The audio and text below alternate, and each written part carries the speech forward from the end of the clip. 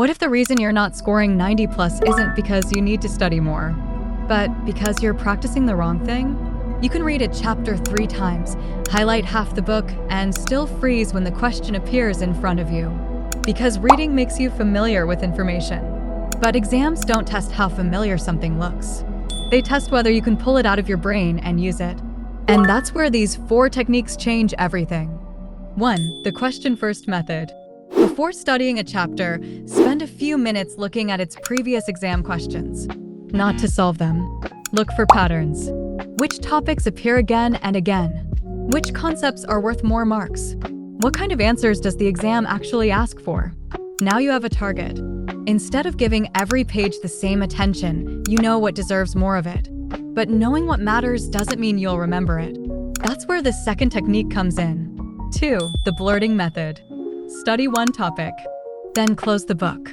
Take a blank sheet and write down everything you can remember. No notes, no peeking. When you compare it with the chapter, you'll see exactly where your memory breaks down. Those missing points are what you revise next. But there's one problem with this technique. You will still make mistakes. And smart revision isn't about avoiding every mistake. It's about using them. 3. The mistake loop method. Whenever you get a question wrong, don't just read the correct answer and move on. Write that question in a mistake list.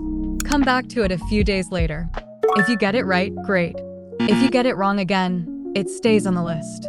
Keep repeating this until the question becomes easy.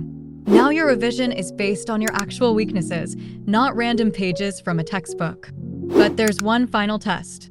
Can you do all of this when the clock is running? 4. The exam simulation method. Take a previous paper. Set the same time limit as your real exam. Put your notes away and solve it in one sitting. This reveals problems that normal studying hides. Maybe you spend too long on one question. Maybe you know the answer, but can't explain it clearly. Or maybe you make careless mistakes when you're under pressure. Fix those problems before exam day. So if you want 90 plus, don't just count how many hours you studied. Ask yourself 4 things. Did I study what matters? Did I test my memory? Did I fix my mistakes? And can I perform under pressure? Because the goal isn't to spend more time studying. It's to make the time you study actually count. Now be honest. Which one of these 4 is missing from your preparation right now?